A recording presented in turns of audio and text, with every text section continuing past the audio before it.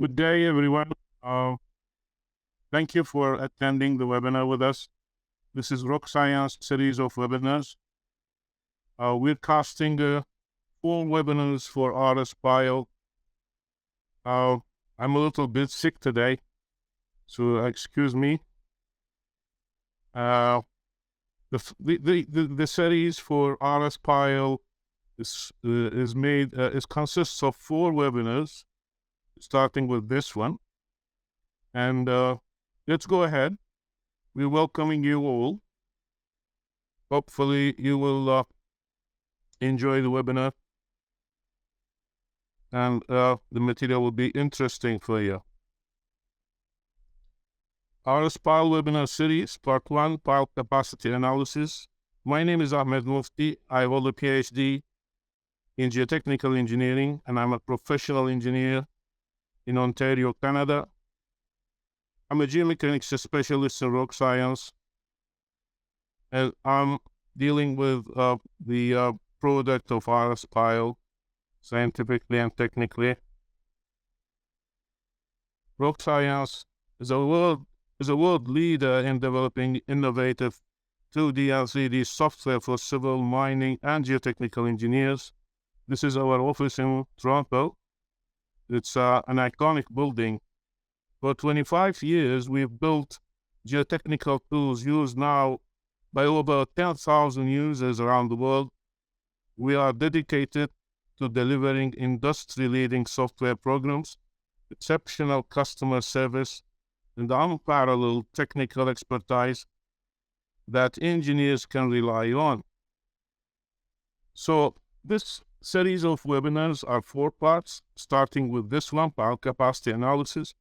There will be another 3 parts. Part 2 will be applications for axial and lateral load analysis. That will be in March. And analysis of pile groups will be in April. And the structural design and capacity ratio will be in May. This is me. So let's go in and see what is RSPile and what does the software do. The software is composed of four different programs, 3 modes in particular. The 3 modes are capacity of individual piles, single or multiple pile analysis, and pile groups. We're going to talk about this mode today. The 4th part is the structural analysis or structural capacity determination, and that will be in a different webinar. Individual pile capacity, which is the content of this webinar, is RSPile does calculate the capacity for driven piles, for bored piles, and it has an option for pile capacity table generator for bored piles for now. This is very important for producing tables for different lengths and diameters or sizes for the piles. The driven piles mode consists of closed pipes piles, open pipes, concrete piles. They are the square in section for now. Timber piles, straight or tapered, steel roll section Raymond piles. These are all driven piles. The bored piles may be barred, so rectangular in section, may be circular piles, or may be ending with an enlarged base, which we call it a bell. Single pile analysis also is made of several parts, but I will not discuss these in this webinar. So you can just have a look very fast. It is composed of behavior under loads and some additional sensitivity analysis for the piles. Analysis of pile groups. So we define a cap, which is a rigid for now. Piles may be defined under this cap, may take any pattern, may take any orientation, connectivity to the cap is defined, and the group effects on the pile interaction between themselves, between the piles, I mean. Loading conditions may be applied general to the pile group. So it can be in any direction, X, Y, Z, moments, couples, etc. If you have a single pile analysis or multiple piles, or even a group analysis, not in capacity mode, so you can define reinforced concrete sections which can be analyzed structurally, giving the yield resulting in interaction diagrams for these piles. And after that, the capacity ratio between the demand and capacity is calculated for you. So let's go into piles carrying capacity. So it starts with ultimate resistance. Definition of ultimate resistance, which is Q ultimate here. It is made of two parts, the summation of the skin resistance and the end bearing. Most of you, and probably all of you, know these definitions. The ultimate skin friction is made of the skin friction or skin resistance along the pile multiplied by the area of the skin, and the ultimate end bearing or tip resistance is the resistance of the soil at the bottom of the pile multiplied by the area of the base. Q ultimate you may deduct the weight of the pile if you want from Q ultimate, especially in large piles. The ultimate tensile capacity or uplift capacity is a factor multiplied by the total skin resistance or skin resistance capacity. Usually it is between 0.67 to 0.75, 2/3 to 3/4. The pile carrying capacity depends on many factors. You need to consider them when you are calculating the pile capacity. Experience in the local area. So if you have experience, you will treat the subject differently. Application of available codes or required codes, so it will change your way of analysis or design. The type of soil or rock that the pile penetrates or installed in, because the properties of these materials will affect your capacity. Available data from field and laboratory tests, and the construction or installation method. So if it's driven, it's different. If it is bored, it's different. If it is bored under bentonite, it's different. If it is bored in a dry hole, it's different. So installation method affects the way you calculate the pile capacity. Driven piles, in RSPile, we calculate three types of capacities for driven piles, that is ultimate and restrike and driving.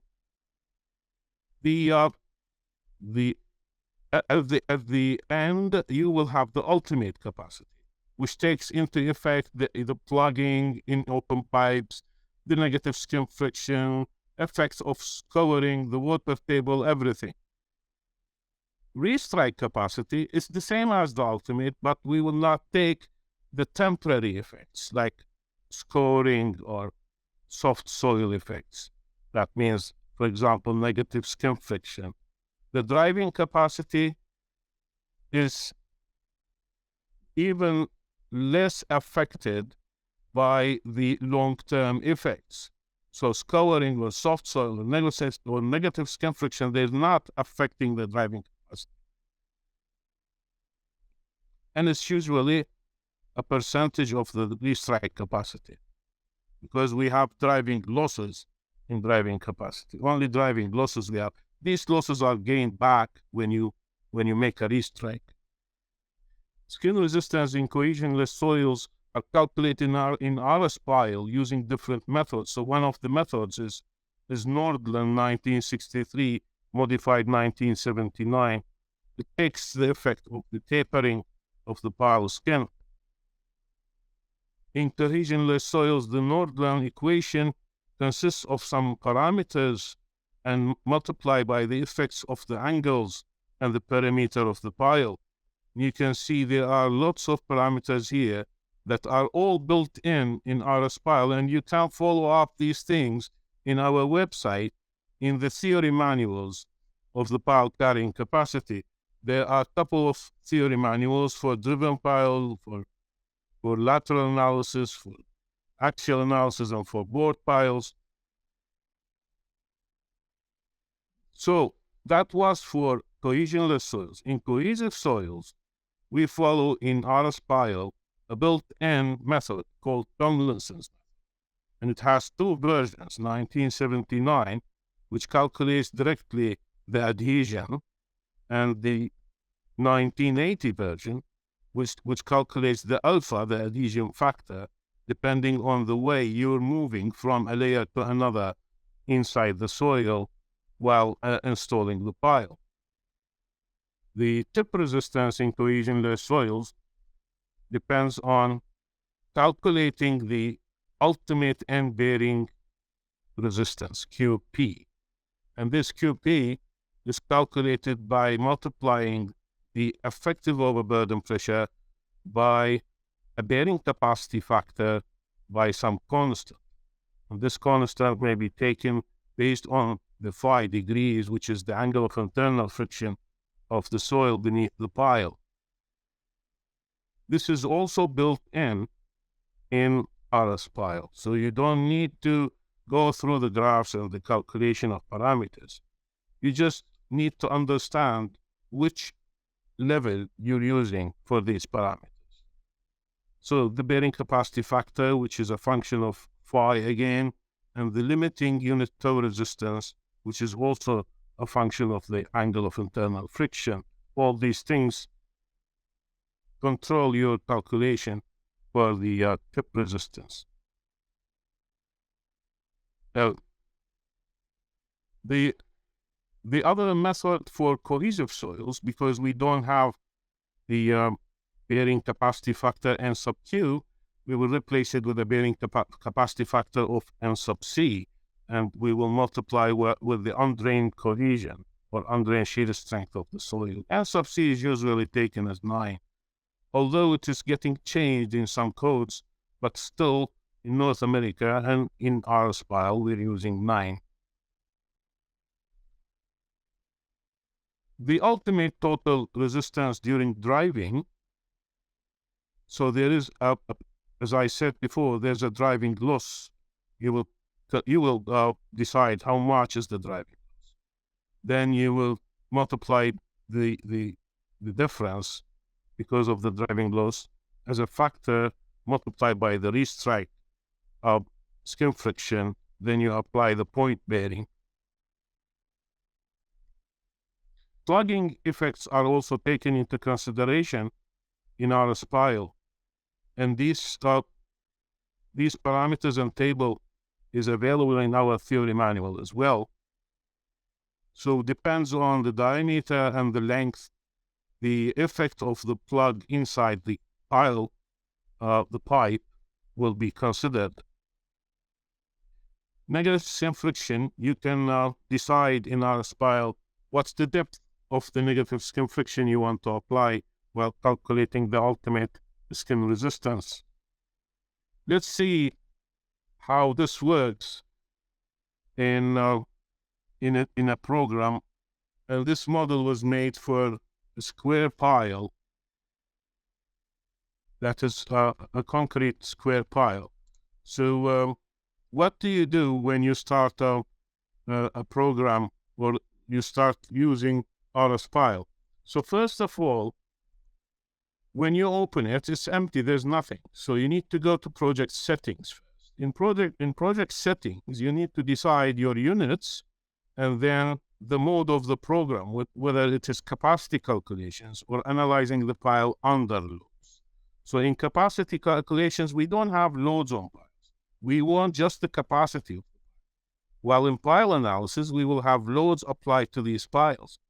So we need the response of the piles to these loads, like deflection, rotation, settlement, whatever, or actions inside the pile body, like bending moment diagram, shear force diagram, axial force distribution through the length. Now, in the general tab, you need to define your units and define the mode. After you define the mode as capacity calculations, you don't go anymore to pile analysis tab, you go to capacity calculations. And when you choose capacity calculations, you need to choose you want driven or board. So we want a driven pile for now. And the capacity table generator is a different choice for capacity calculation. And this is for board piles only for the time being. It will be in the future extended to driven piles as well. But for now, we have an individual pile capacity. So we have one pile and we want its capacity.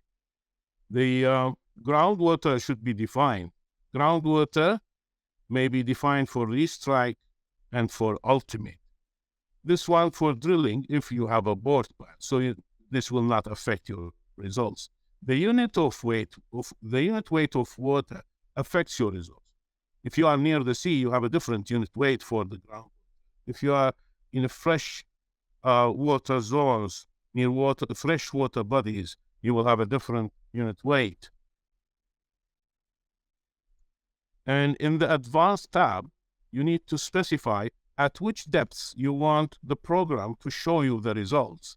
You don't need every centimeter, what is the capacity, right? You need like every 0.5 meters, every 1 meter, every 1 foot, whatever. And the pile segments is to calculate how many steps to calculate the capacity within that increment. After defining all this, we finished the project settings. After project settings, I need to define my soils. So I go to the soils tab. Now I go define soil properties. Now I start defining my soils. I have 4 soils here, you can see on the right. So you have 1, 2, 3, 4. And I define the 4 soils. I name them here. I put their unit weights. And if I have a saturated unit weight, I can add a saturated unit weight. If not, it can use the unit weight you put it here for all.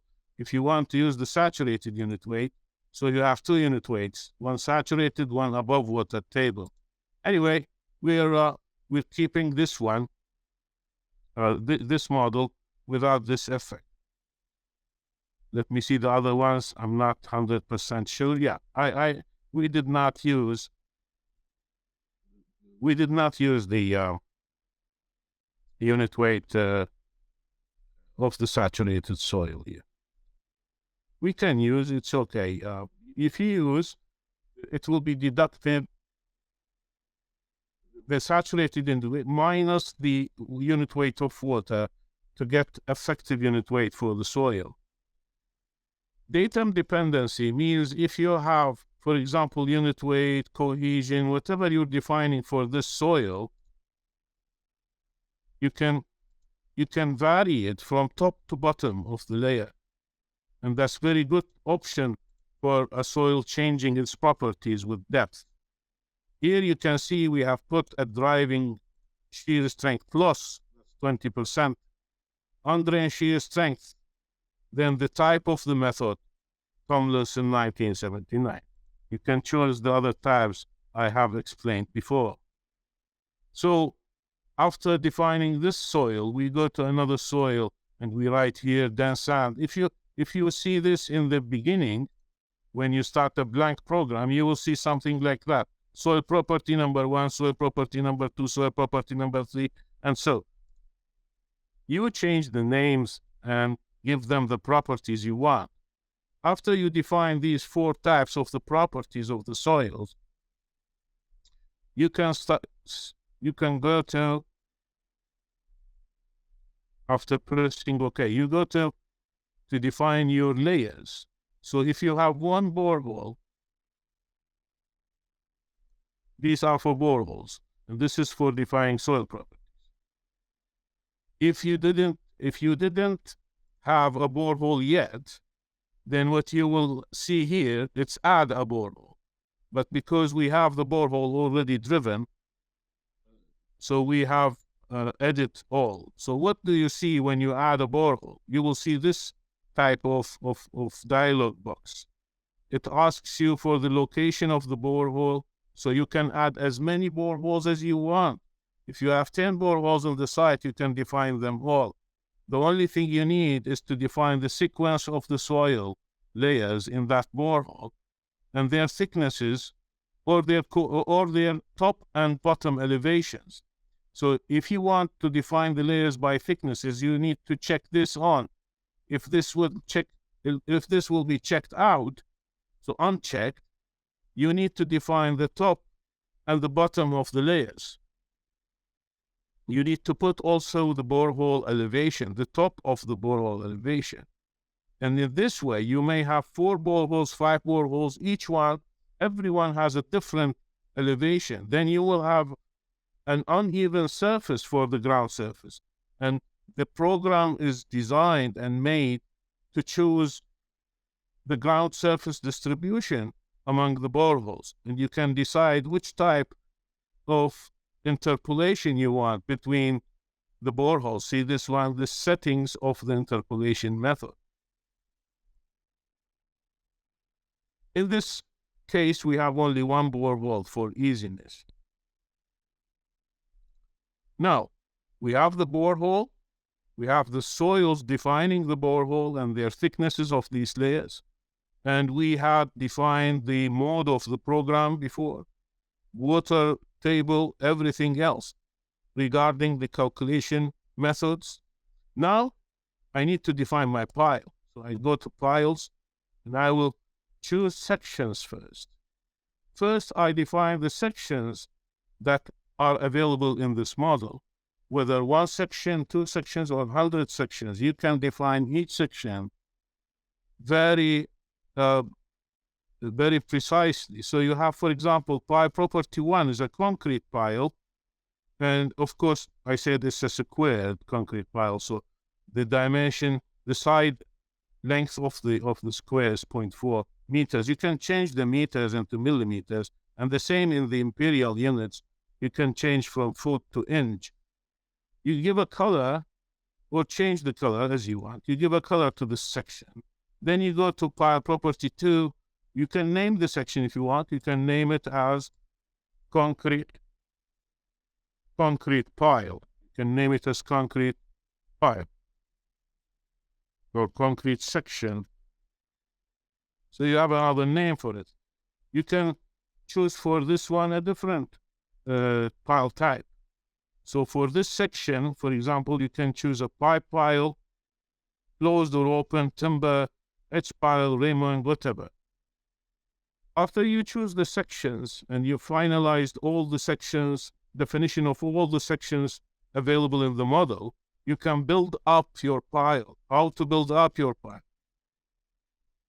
You will go to pile types. This is very important feature in RSPile. It's very important feature. If you are a piling engineer and designer, you will understand why this is very important. Because in the project site, you have many types of piles, but you have maybe 100 piles and you have 6 types. So you don't need to analyze each pile again and again.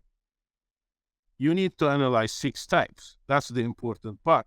And you can distribute these 6 types under a pile cap. You can distribute them in groups, in patterns that are not under a cap. You can move them, you can define some of them and redefine some of them. You need to define, after you choose the pile type and name it, let's say pile type 1, you can name it anything you want. So after you define the pile type, you need to define the pile head elevation. If you define the pile head elevation, which means where is your pile head, within the soil or above the soil. Even above the soil, above the ground, you may have that one. So we were in piles, and we're defining pile types. And in the pile types, you need to define the pile head elevation. You need to give a color to the pile. And you need to decide, again, like what you decided in the boreholes. You want to decide the sections of the piles by parts, thicknesses, or by elevation of top and bottom. some piles here, you cannot add another section to them. For example, the pile type, which is made of section reinforced concrete section that is constant through the depth of the pile. You can't change that. If you have a tapered pile, you may have Raymond piles have two sections. You can also define it as uniform or tapered if the pile accepts taperedness. Now, after you finish, by the way, let me show you this one also. So you can click on the pile, right-click, and you can see the same things that we passed through there. So we have the pile type again. I want to show you this one. You can go through the length here or elevation. You can see the elevation as well. Okay. After defining the pile type, you need to, of course, you have a lot of user interface items you can use. You can move the pile, copy the pile, delete the pile, repeat the pile. These things are all available. You can change the colors, the dimensions.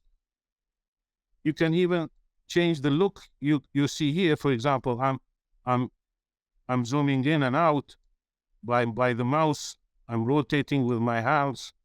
You can see I can add here, for example. You see my cursor is on the left column now, in the left side panel, and I go to soil columns, and I can show the front faces, and I can remove these lines. These are all important when you are wishing to have a very beautiful report. See how it looks like now? It's beautiful, right? You can add the lines if you want. You can remove the lines. You can put the materials on the piles. You can draw the materials on the piles. See? So the pile now shows the soil layers as well. You can show the boreholes. You can remove the boreholes. Now we're ready to run the program. So we will go to results. We can compute here.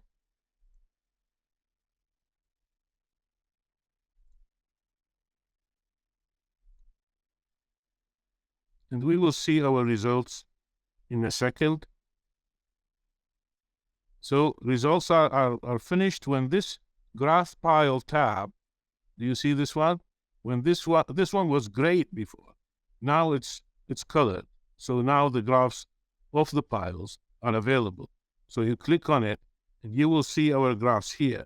Skin friction, end bearing, unit skin friction, unit end bearing, and combined driven results. And you can also see, if you go to total, the total tab, you will see the depth of the pile, and you can see the restrike capacity, the driving capacity, and the ultimate total capacity. With this, I'm finishing the demo for the driven piles. For board piles, we have also skin resistance for cohesionless soils. I'll not go through the details here. They are all in our theory manuals. I'm just showing to you how RSPile has built-in methods to calculate the skin resistance for cohesionless piles, for cohesive piles, for cohesive soils, for cohesionless soils, and for tip resistance as well. So skin resistance for cohesionless soils has many methods, like the beta method, and you saw the first one, which is the classical KS delta method, which is the angle of friction of wall friction. Then the beta method, and beta method have different ways to get your parameters. Also, skin resistance in cohesive soils, you have the alpha method and another type of beta method. Then you have the pile carrying capacity for skin resistance in weak rocks. That is the famous Williams and Pell's method, which depends on the RQD of the rock and a factor called the mass factor, J, which gives us a rock correction factor beta, and an adhesion factor alpha. So the equation is simple: alpha beta QUC. This is the unconfined strength of the rock. And these things are all built in RSPile. You don't need to calculate them or find the graphs for them. There are many methods. You can choose your own user-defined multiplier to the unconfined strength to have the skin resistance. This method is also built in RSPile. It's very famous, called Howie and Foon method, which can be even extended to clays. Some kind of stiff clays are also possible to be used. I mean, the method is possible to be used for them. You can find that in Syria report 181 and in our theory manual as well. So the other part is skin resistance in weak rocks. These are guides for you for using your user-defined multiplier. Then you have the tip resistance in cohesionless soils.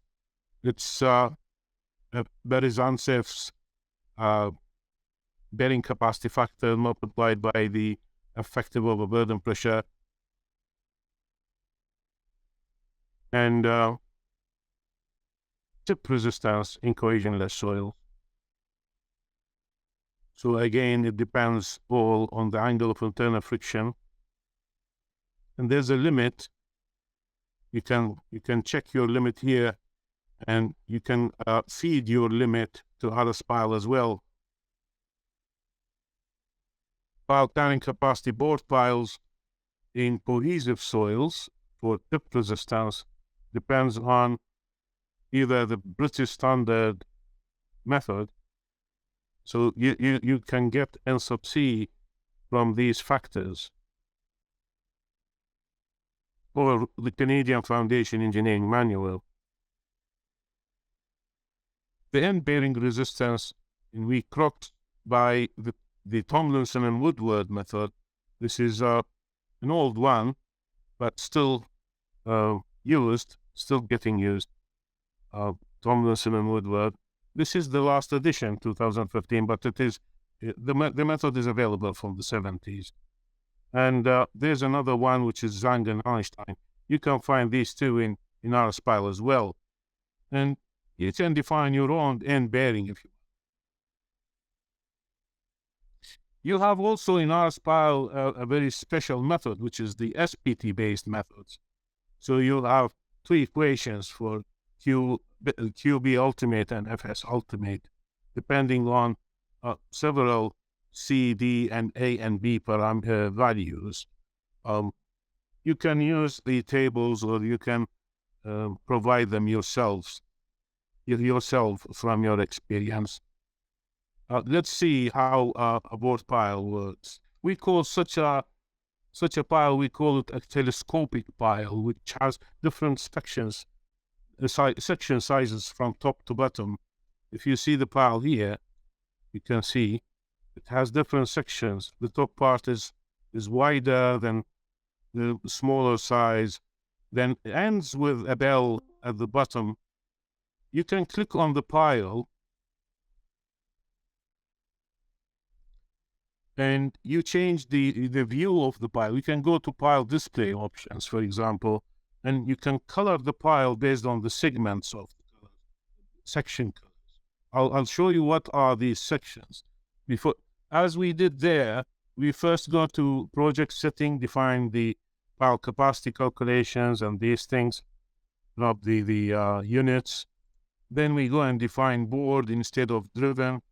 Then we go to advanced and define how many segments we want for the increment and what is the increment depth.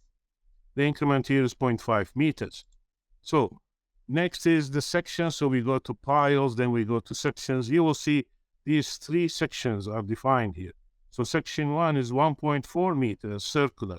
And you need to give here, for example, because this is board pile, so it's concrete, you need to give the concrete cylinder strength, 40 MPa. You need to define the diameter here based on the units you choose, whether millimeters or meters, foot or inch, of course. The section 2, which is this one, you can see it here, it's 1.2 meters, and section 3 is 1 meter, and ending with a bell. The bell is defined in pile type, so you go in pile types, you define the pile type you want, you put the segment lengths, so you have 5 meters for each segment. Then the last one is the bell. You define the bell here, so you need to design the bell. You give these dimensions of the bell to have a design. You can't have a different diameter than the last part. So if you have a bell that has a smaller diameter, you need to add one more section here before you go to the bell. Of course, the bell has a problem with its method of construction. So these parts will not have resistance for skin resistance, for skin friction. And it's all taken into consideration in RSPile. So instead of choosing uniform pile, you will choose uniform with bell, so that it will give you a bell option at the end.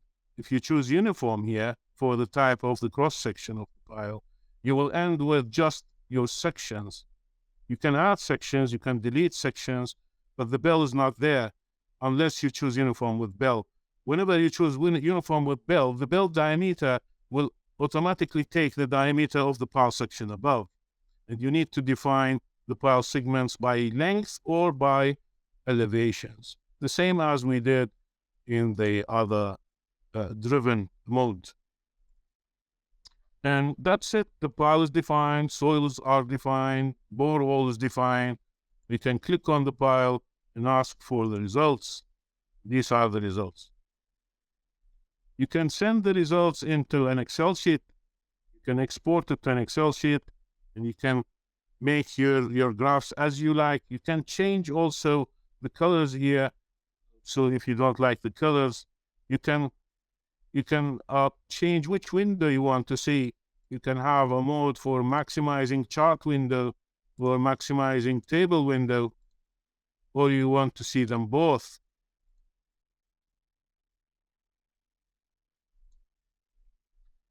That's the board pile. You can see in the results, you can see the total capacities. Total capacity means force capacity, carrying capacity. So carrying capacity using skin friction only, using end bearing only, and the ultimate capacity is the summation of these two columns. Unit skin friction results, this is unit skin friction. Unit skin friction changes with depth if the method you used for calculating skin friction may vary the skin friction with depth.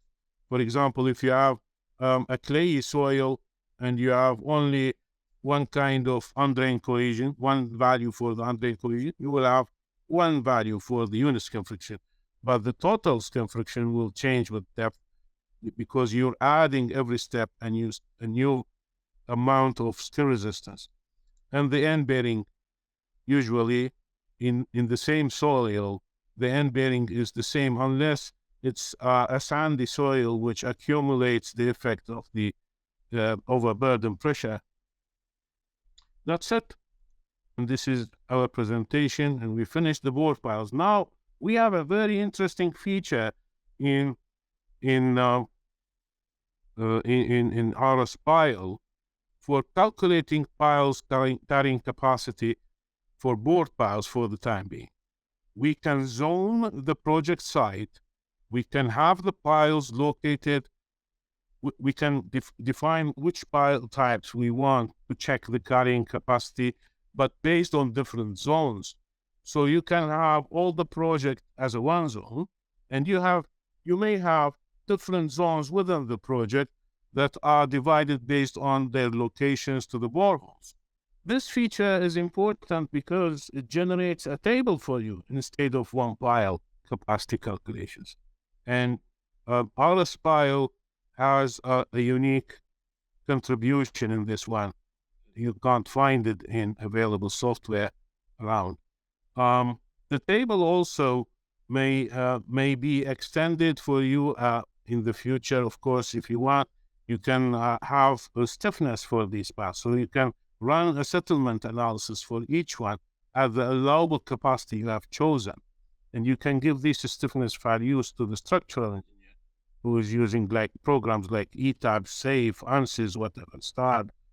And you can also, if you have a laboratory or a site investigation firm, then you want to give a preliminary estimation for choosing pile diameters and lengths. So you need such a table. So this table is very important in the beginning of the project. How does this table work? So you need to choose the capacity table generator. If you choose the capacity table generator in the capacity calculations mode, instead of driven and bored, you will be directed into to another part in the same dialog box, allowing you to define your factors of safety. So you can add a factor of safety for total capacity, a factor of safety for if you want to use only skin friction, and mobilized factors of safety, one for skin friction and one for skin friction and one for end bearing, and the total is the sum of the ultimate carrying capacities based on skin friction and end bearing, each one divided by its own factor of safety. We can limit the average stress to some level of the concrete stress. This is similar to British Standard 8004, 1986, but we can change this into, you can have the reinforcement effect in the future. But for now, it depends on the average stress guided with British Standard A004. I like this one so much because it will give me a hint that we reached high levels of loading on these piles. The piles will not stay comfortable under the applied loads, and the settlements will get affected. The pile elastic shortening will be higher, and so these are the definitions of the factors of safety. So you have the total factor of safety, that's the total capacity divided by FS1. Usually it is between 2.5 to 3. And Q allowable if you use only skin friction, so it will be only the ultimate skin friction, total ultimate skin friction or skin resistance divided by factor of safety 2. This is between 1.5 and 2. And the allowable based on mobilized levels of skin resistance and end bearing. So you have two different values for FS3 and FS4. Usually this one is between 1 to 1.5 and this one is between 3 to 5. You can have a look to ACI 336 for drilled piers to understand these mobilized factors of safety. This is how usually you see the presentation of the site investigation firms or the geotechnical engineering firms showing preliminary expectation of diameters, for example, sizes of piles. Then you have the zones. You have cut-off levels different in the zones. You can have different cut-off levels in the projects, right? Some areas of the basement will be lower, some areas will be higher, some areas will be on the ground surface. So you have different levels for pile heads. So that's the cut-off level. So cut-off levels may be different, and you can define these cut-off levels based on the zones, although you are using the same diameters and sizes of the pile, of the piles. You can also show these in a graphic way, so you can have a plot of the ultimate axial load carrying capacity with different types of piles through the depth. This is not possible to do with a single pile carrying capacity calculation. You need to have a table like this so that you can get this kind of comparison. This is the way how the results look like. I will show you in a demo. If you have your cells got red, it means these loads are already in the level of the limit that we have specified. So the limit is the sigma average, which is the average stress on the whole section of the pile, equals the load divided by the gross area, should be less than this value if you're using cylinder strength, and it will be 0.25 F sub Cu if you're using cube strength. Zoning has its own dialog box to define. So each zone, you will tell the program which piles are included in this zone, what is the zone dimensions, where is the zone located, and if the zone is polygon or rectangle, because you can define a polygonal zone. You don't need only rectangles. You can define a polygon. And you need to define at the bottom the cutoff level and the depth of increment for the pile capacity calculations. And you can change the pile length that you want for each zone. Or you can keep it as the pile length customized from the pile type. So this is how it looks like if you have 3 zones in a project, and you will get your results of many piles you want for each zone for certain depth and cut-off level. You can define polygons. See, you can divide the project based on your boreholes distribution. For example, this side, you can see this side is very low. The soil is low, so you can't have a pile cap above unless you fill.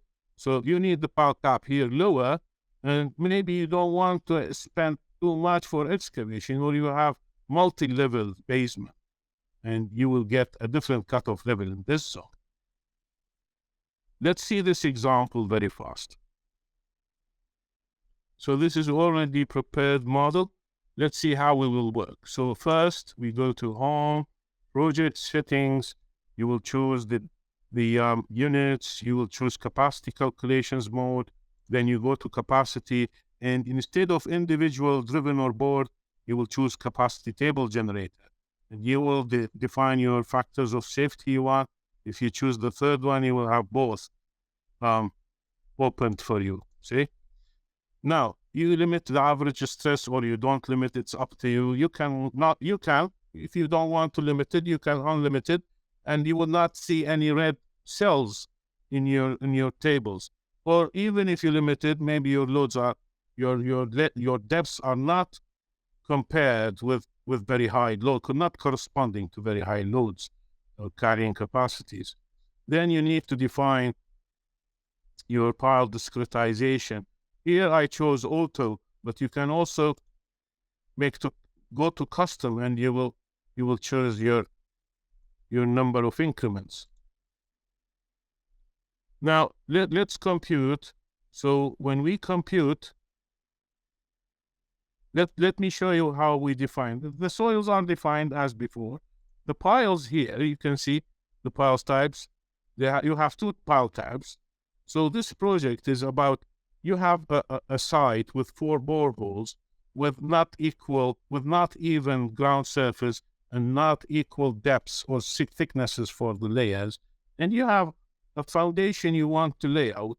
You can lay out on this side, or you can choose the other side. You want to see which one is optimal for you, because you can rotate the building if you want. So you have 2 sides. So the foundation size is 8 by 14. So we have located 2 zones to check which one we will choose based on the pile types. We have rigs on this site only able to drill 0.6 meters and 0.8 meters piles. So we have 2 types of piles, 0.8 meters and 0.6 meters. That's why when we go to define the zones, we go to add zone. Here it's edit, but before you add a zone, it's add. So after we add a zone, we will see we will see a dialog box like this one. So you need to define the corners, the bottom left corner and top right corner of the zone.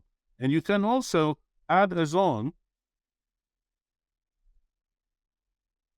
You can add a zone with the cursor.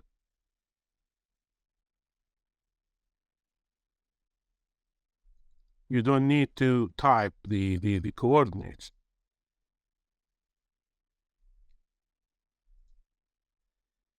So these are my coordinates. Now I need to add the pile types I have in this mode of calculation for this zone. So I have two pile types, pile type 1 and pile type 2. And they are numbered automatically, but you can change these numbers if you can change them. You can name them if you want. It's up to you. But these are the numbers that you will see the results, or these are the names that you will see the results based on. The length of the pile, you should either use the default, or you will change to custom, and you choose your own length. Here you need to define the cutoff level. Then you need to define the pile depth increment for the calculations. This will supersede what you have given in the advanced tab in the project settings. You can also have different display settings. You can hatch differently, you can give different colors, and you can define where to put the zone name. So inside, outside, corners, sidewise, like that. So these are all defined, and you can see this is the zone 1, the center of the zone, and the zone borders.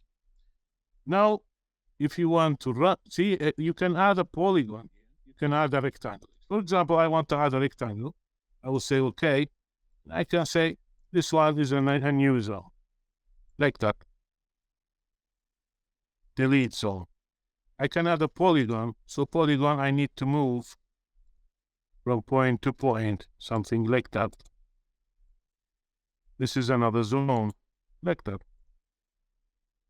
Okay. We go to results, we run execute, and we see our results. I can click and see the results, zone capacity tables, or I can come here and see zone capacity tables. Choose the zone, and I have the capacity tables. You can see this is the pile number, and here is the zone number. I can choose which zone I want to show. And these are the capacities I want: skin friction, end bearing, and total capacity. And in the table, you can see you have the allowable capacities. I can add the allowable capacities to the charts. You can say, add allowable capacity with FS1 to the chart. Things like that. It's very easy to use, and it's marvelous in presenting your pile capacities as a table. Have a look to this one. I will not continue in it because it has a lot of presentation of results. So this is a project. You can see the project is the dashed blue line. So I have made 3 zones: one zone for the podiums, another zone for the tower footprint, and another 2 zones for the elevators and the mechanical rooms. If you are working in piling engineering, you will understand what I'm talking about. So each one of these zones has different elevation for the cutoff level and different pile types. For example, if we go to this zone,